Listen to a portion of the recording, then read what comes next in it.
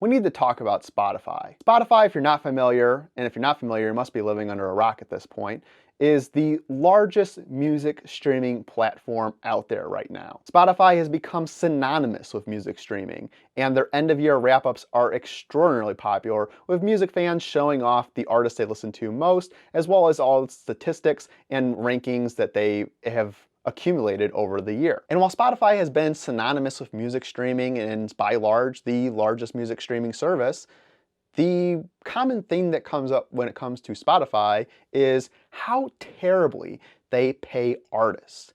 And from the outside, this may seem like the Spotify is just taking advantage of these poor, helpless musical artists. But I don't think that's the case, and I think Spotify has been made out to be this huge boogeyman by a lot of people, both professional musicians and industry insiders, for a multitude of reasons, most of which has been, well, the root of all evil: money. So let's take a deeper dive about all the news you've been hearing about Spotify when it comes to paying artists, and why Spotify seems to be the bad guy. Before we continue, make sure you hit that like button, subscribe to the channel. It really helps the channel grow, and we have links in the description for other ways to help to support the channel. So let's start with how Spotify makes money. And this may seem extremely obvious. Spotify makes money because people subscribe to Spotify. They pay for Spotify Premium, and that costs $10.99 a month, and there's a lot of people who subscribe. What may surprise you is that there are significantly more people that are not subscribed to Spotify, that use the Spotify free version, which is absolute trash. I can't believe that there are people in the year of our Lord 2024 that are still using Spotify free. Well, good for them. But while these free subscribers make up the majority of Spotify users, they certainly do not make up the majority of revenue for Spotify. In fact, it is a very, very stark difference, with the revenue from free ad-supported users being a fraction of that of the premium paid subscriber. Therein lies the first problem when we see the graphics that show Spotify paying artists so pitifully low, fractions of a cent per stream, is that the Spotify premium subscriber, when they stream, their streams pay much more than that to the artist. But they're getting bogged down by the majority of Spotify users that are on the free ad-supported tier, and those streams pay significantly less than those that are using Spotify Premium. So is it Spotify to blame for that? Or is it you who don't want to subscribe to Spotify Premium? Is it your fault? No, not entirely. Let's go on to the next problem. So these graphs again show the fractions of a cent being paid out to the artist. The artist is getting screwed by Spotify. These small indie artists all the way to the very largest artists, they're all getting this payout that is so unfair because they worked so hard and they deserve every penny. And I don't necessarily disagree with that. But every artist, from your small indie artist all the way to the largest artists, especially the larger artists, by the way, have a plethora of personnel making that album, and some of them get those royalty payments as well. There are so many studio personnel, there are people that are producing the beats, there are the people who play the different instruments that that particular artist may not play themselves. There's all the producers, the engineers, the marketing, the A&R. There's so many people behind the scenes to where they get some royalty payouts too. The artist does, of course, but there are a lot of other hardworking individuals behind the scenes that are due payment. And while certain people in that are just paid a salary or they're paid a consultation fee or whatnot, again, some of these producers and these contracts, the way they're set up is some of those people do get residuals. Okay, so the music industry is very complicated apparently, and not one individual contributes to that. But we're still not at the heart of that. Why does Spotify get away with paying as little as they do? And why do all these other stream platforms, even though they pay better, still get away with paying as so little as they do?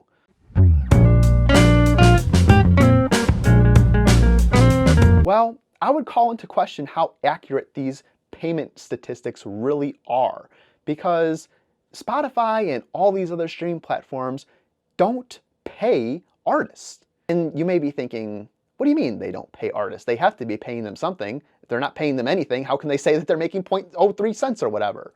Well, the Spotify, the streaming platforms, they're not paying the artists directly. They don't get a check in the mail from Spotify. The check is being sent to those who own the rights to the music, the labels, the distributors, the masters owners. They are the ones who are signing these contracts with Spotify. Spotify does not have this grip on the music industry like, oh, we own everything and you have to deal with us. No, all the labels and those who own the music are the ones who have the grip over Spotify, in my opinion at least. Spotify is just the end distributor to the consumer. Spotify doesn't own the rights to music, or at least I don't think they have any rights to any of the music. We see how powerful owning those rights are. And those people who own those rights are the ones who are ultimately getting the payments from these streaming platforms. It is up to those people then to distribute that payment as they see fit or is contractually obligated by them to these artists that they represent. And this isn't something that I think is entirely new. For decades, as long as I can remember, honestly, the music industry, the film industry, all these industries have been portrayed as being these ruthless negotiators who take advantage of typically very young artists in getting them these very lucrative deals or seemingly lucrative deals, only to make millions of dollars, if not billions of dollars more off of their music catalog because they've essentially sold their soul. And long before Spotify and all the streaming platforms, this same kind of outrage about the payment of artists held true during the ages of even vinyl records and CDs. So then we see a lot of artists pushing their vinyl, they're pushing their CD, they're saying that if you want to support me, you should buy this instead of streaming, or you can stream, but also buy this too. And while typically physical media does pay artists more, you have to realize that if you're paying $30 for a record, that $30 isn't just magically going to the artist either.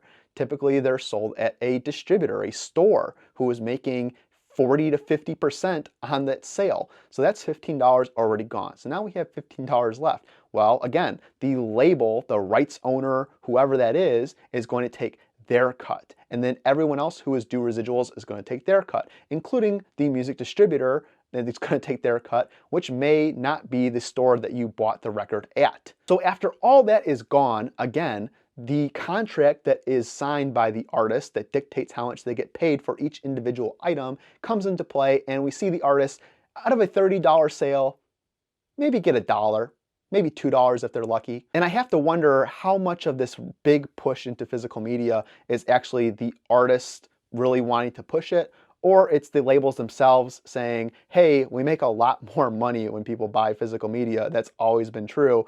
Push the hell out of this vinyl record. Spotify is extremely useful to these labels as a marketing tool to be able to get their artists out there, get them into playlists, being easy for their artists to be shared amongst other people and get those people then to buy more things from that artist that end up generating more revenue for them. Who's really to blame for artists getting paid so pitifully? Is it Spotify, who's allowing these free leeches to continue to stream music?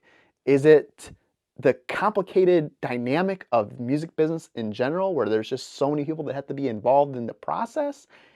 Is it the greedy corporate record labels and masters owners who are preventing the end artists and the people who work really hard from getting their due money? Personally, I think it is primarily the latter, although I would say that this situation is not unique to the music industry and artists. I think that it is just the condition of the worker. I don't want to make this too political or anything like that, but the reality is that if you are a working individual, you are making much more money for a company than you are getting paid. I've worked for several companies and I've had 2 different CFOs tell me that if they didn't think I was worth at least 6 times my salary, I would be fired. That's pretty stark, doesn't it seem? that you have to be generating at least 6 times your salary for the company to even look at you like you're worth that salary,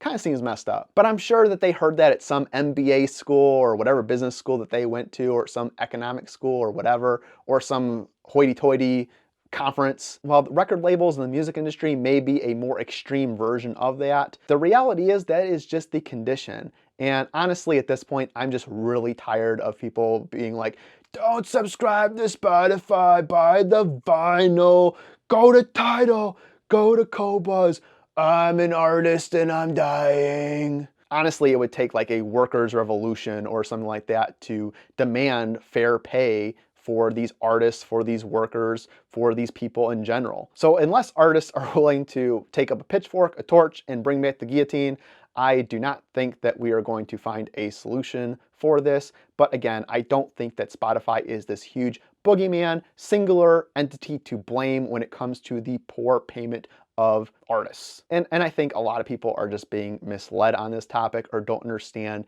the full grasp of what's going on, or understand that the economy and the music business is a very complicated thing. So again, if you like this video, make sure you hit that thumbs up, subscribe, really appreciate it. Check the links below for other ways to help support the channel, and I'll see you in the next one.